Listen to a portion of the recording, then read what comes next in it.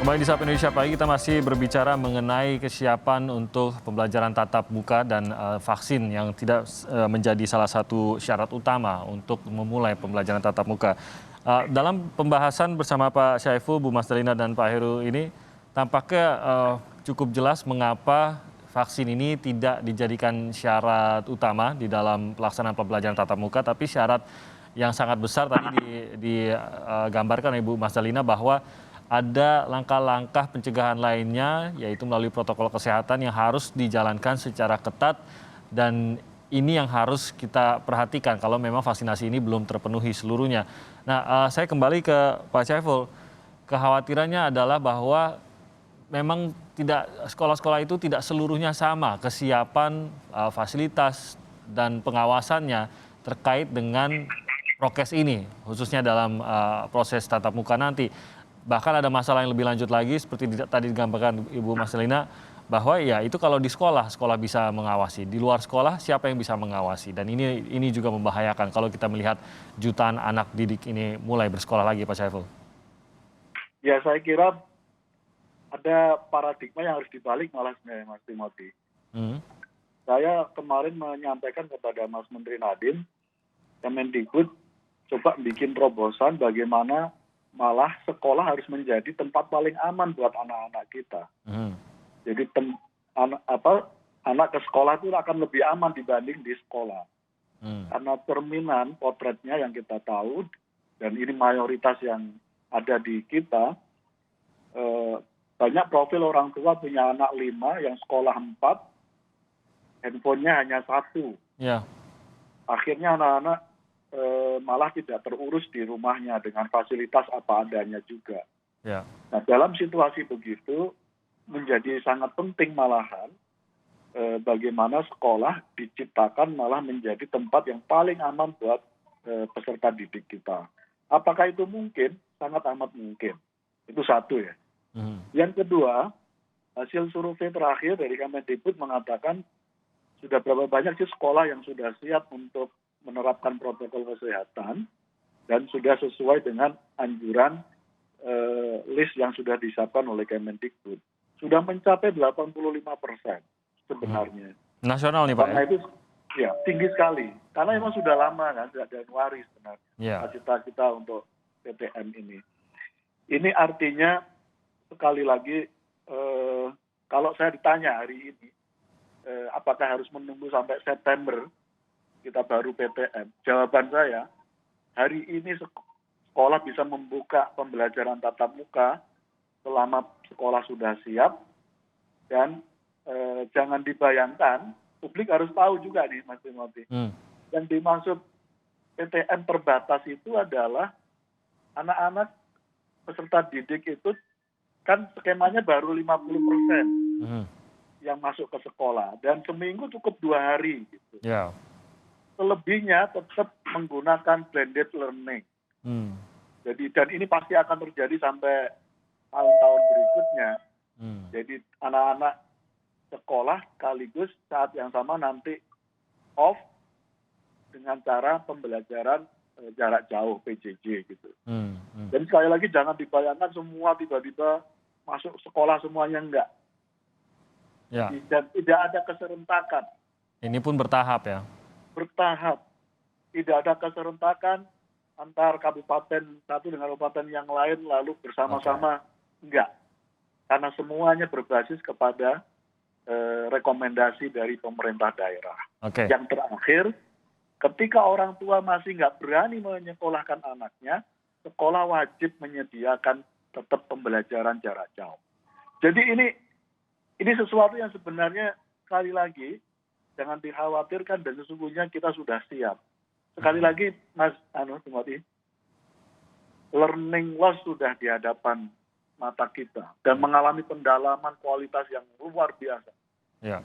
Dan orang tua kita, dalam perspektif orang tua, hari ini rata-rata hampir 90% orang tua menghendaki anaknya kembali ke sekolah.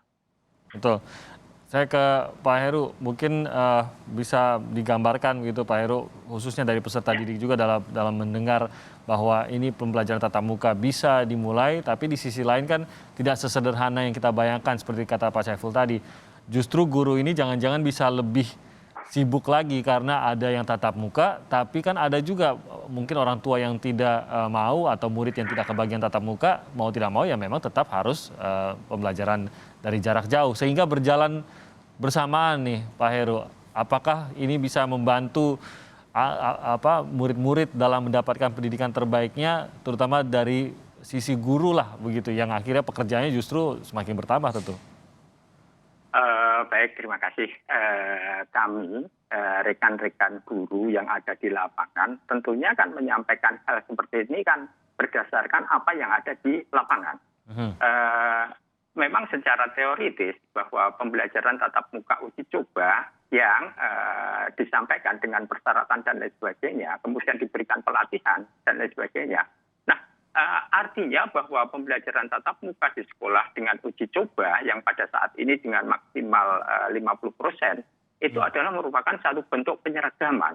Penyeragaman yang mana artinya bahwa setiap sekolah di bawah satuan pendidikan atau kepala sekolahnya, nah saya bisa mengatakan seperti ini karena saya sebagai kepala sekolah SMP Negeri 52 memahami betul gitu loh. Bahwa persiapan seperti ini dengan penuh penyeragaman. Nah, padahal di situ saat pelatihan di situ ada tulisannya Merdeka Belajar. Artinya bahwa namanya Merdeka Belajar, tentunya setiap satuan pendidikan itu diberikan kemerdekaan untuk mengelola sekolahnya, untuk menciptakan keamanan. Tapi kenyataannya bahwa dengan penyeragaman seperti ini dan lain sebagainya, ini kadang-kadang menyulitkan kami yang di lapangan.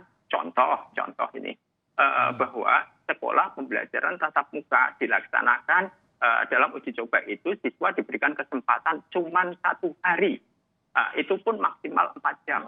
Nah, kalau sudah seperti itu sisanya bagaimana? Sisanya tentu saja adalah berbasis daring. Nah, ini tentu saja ketika bahwa pembelajaran tatap muka dimulai sebagai uji coba tersebut dengan kondisi seperti ini menyulitkan kami yang ada di lapangan karena harus mengatur situasi kondisi. Nah, kalau seandainya seperti itu, guru bisa kelelahan. Karena apa? Karena mempersiapkan perangkat pembelajarannya dengan blended. Nah, pemahaman blendednya yang ada di sini, blended learning itu terfokus pada digitalisasi. Nah, padahal blended learning itu kan merupakan campuran. Jadi artinya bahwa pembelajaran campuran itu bisa dengan adanya moduler. Saat siswa itu datang ke sekolah, masing-masing guru bidang studinya kemudian memberikan arahan. Contoh begini, pada hari itu mereka belajar yang esensial, misalnya 2 mata pelajaran selama 4 jam atau 4 mata pelajaran selama 4 jam. Belajar bahasa Inggris, belajar matematika, belajar bahasa Indonesia, belajar IPA. Nah, setelah selesai pembelajaran, guru bidang studi yang untuk SMP kan ada 10 bidang studi ini. 10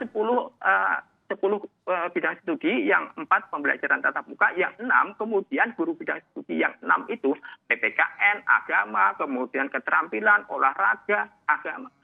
Semuanya ada 6 itu, kemudian siap dengan modulnya. Nah, selanjutnya memberikan pengarahan kepada siswa. Nah, kalian untuk mata pelajaran IPS, ini kami siapkan modulnya. Nah, selanjutnya kalian baca pengantarnya, setelah itu kerjakan sesuai dengan buku paket yang ada. Karena kalian sudah disiapkan dan dipinjemin buku paket.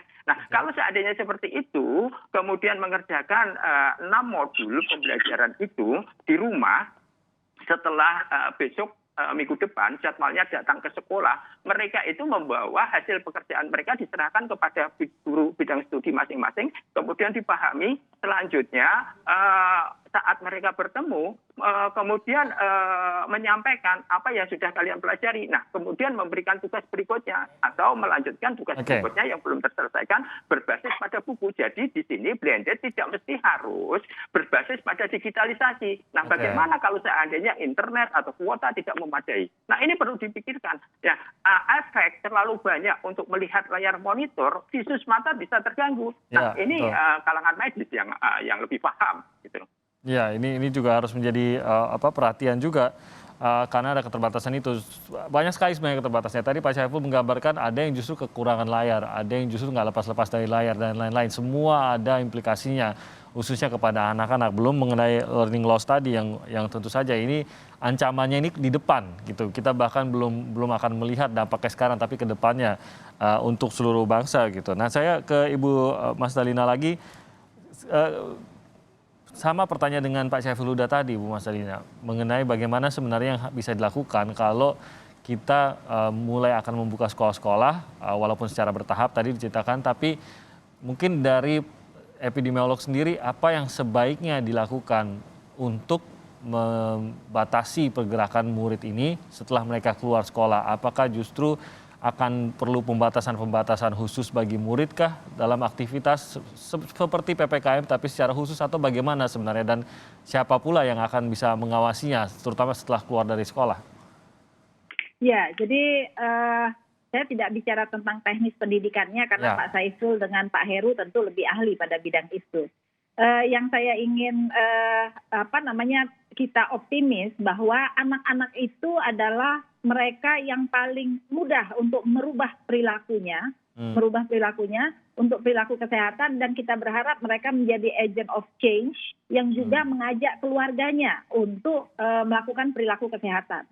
Nah, terkait dengan bagaimana perilaku kesehatan itu, nah ini yang harus sering ditanamkan oleh para guru tentang apa bahaya, kemudian apa itu COVID, bagaimana dia bisa menular, dan menekankan kepada mereka kalau sudah kalau sudah selesai sekolah langsung pulang ke rumah, karena kalau tidak nanti kita bisa belajar daring lagi. Dan anak-anak saya kira juga sudah bosan dan lelah juga belajar daring.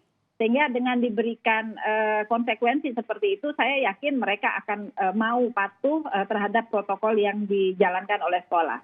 Nah, terhadap pengawasannya tentu tidak bisa melibatkan hanya sekolah saja. Masyarakat di sekitar sekolah, termasuk seluruh masyarakat di mal, karena mereka juga suka kalau sudah pulang sekolah mau ke mal gitu ya, itu juga harus menggiring mereka kembali ke rumah atau kembali ke sekolah. Jadi melibatkan seluruh masyarakat, terutama untuk keamanan anak-anak sekolah, itu menjadi concern kita bersama.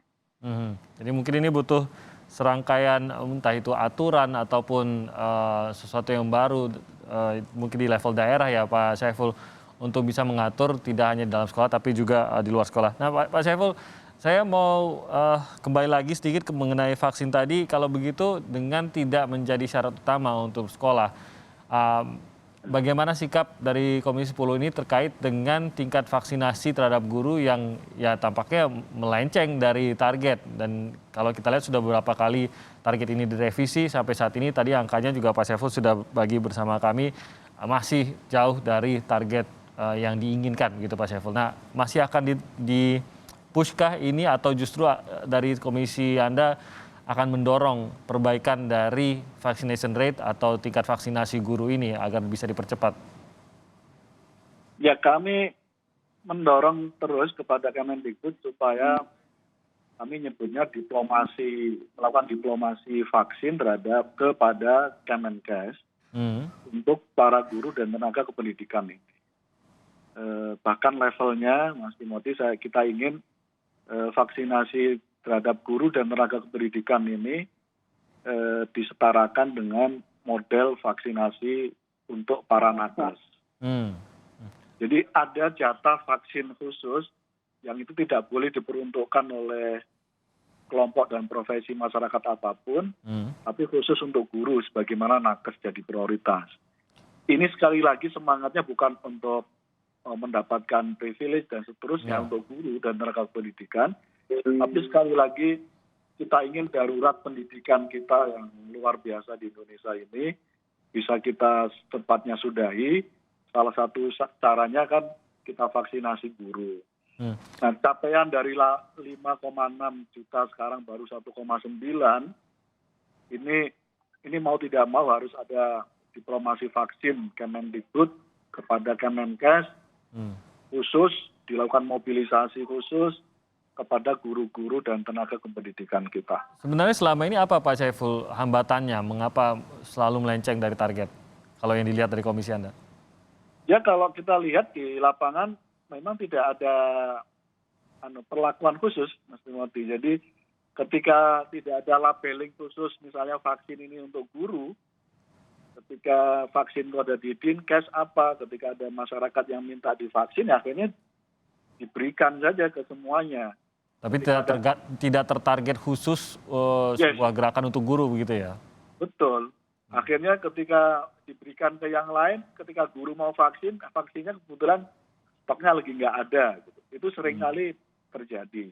Nah karena itu ini butuh khusus, dan saya kira melalui forum ini juga saya mengajak kepada Kemenkes tolong untuk vaksinasi guru dan tenaga kependidikan diprioritaskan. Semangatnya supaya sekali lagi anak-anak pembelajaran tatap muka bisa dilaksanakan, terutama keselamatan guru. Ya. Karena profil guru-guru kita yang sudah sepuh-sepuh banyak sekali, masih dominan. Dan mereka harus divaksin. Nggak mungkin beliau-beliau yang sudah sepuh, divaksin berangkat ke sekolah, nggak mungkin. Risikonya cukup tinggi. Itulah yang kita minta, keinginan target Kemendikbud untuk terjadi percepatan PTM related dengan menuntaskan vaksinasi terhadap guru dan tenaga kependidikan. Oke, ini berarti meminta Kementerian Pendidikan dan Kebudayaan ini bergerak lebih maju lagi begitu ya, lebih aktif lagi begitu ya Pak Saiful ya? Betul. Oke, saya ke Pak Heru, sebenarnya mungkin bisa berbagi juga sebenarnya sikap sekolah sendiri bagaimana? Mungkin tidak hanya mewakili sekolah Anda, tapi apa yang Anda dapatkan mungkin dari kepala sekolah lainnya dan guru-guru lainnya. Kebijakan-kebijakan seperti apa yang akan siap diambil oleh sekolah-sekolah, terutama kalau masih ada guru yang belum divaksin atau bahkan tidak mau divaksin gitu Pak Heru? Kalau kami tidak menyoroti itu ya, Mas. Kami lebih mengutamakan bagaimana satuan pendidikan ini harus siap di dalam pembelajaran tatap muka dengan cara membangun kesadaran pendidik, peserta didik, tenaga kependidikan, termasuk orang tua peserta didik, agar siap melaksanakan pembelajaran tatap muka ini. Nah, dengan apa? Dengan jargon, lindungi dirimu, lindungi keluargamu, lindungi sekolahmu. Dengan menggunakan seperti itu, maka yang perlu disiapkan oleh sekolah dengan 4 siap dalam rangka mematangkan persiapan pembelajaran di sekolah itu, tentunya begini. Siap siswa, siap guru, siap sekolah, siap anggaran. Nah, dengan 4 siap ini, maka akan mengkondisikan sekolah bisa membangun kesadaran bagi warga sekolah untuk bisa melaksanakan protokol kesehatan ini dengan baik. Karena intinya bahwa perilaku siswa, perilaku yang ada di lingkungan pendidikan ini belum aman karena rentan sekali seperti yang tadi disampaikan oleh Bu Masda. Nah, seperti itu. Nah, oleh karena itu, satu pesan orang tua misalnya begini, nah kamu selama selama pembelajaran berangkat dari rumah sampai di sekolah, sampai pulang kembali, kalian harus tetap menggunakan masker yang tertutup di sekitar mulut dan hidung. Nah, begitu juga, kamu jangan berbagi minuman dan makanan kepada temanmu, dan jangan juga kamu meminta makanan dan minuman kepada temanmu. Nah, ini kami siapkan bekal ini kepada kalian. Nah, artinya seperti itu bahwa satu sisi orang tua punya peduli terhadap anaknya untuk mempersiapkan, membangun kesadaran, protokol kesehatan ditaati. Begitu juga siswa. Nah, begitu juga sampai di sekolah bahwa guru bersama siswa pada saat melaksanakan pembelajaran di situ harus menjaga jarak dalam berkomunikasi dan lain sebagainya. Nah, ini semuanya diatur. Artinya SOP itu mempunyai fungsi secara psikologis untuk membangun kesadaran baik pendidiknya, peserta didiknya, kemudian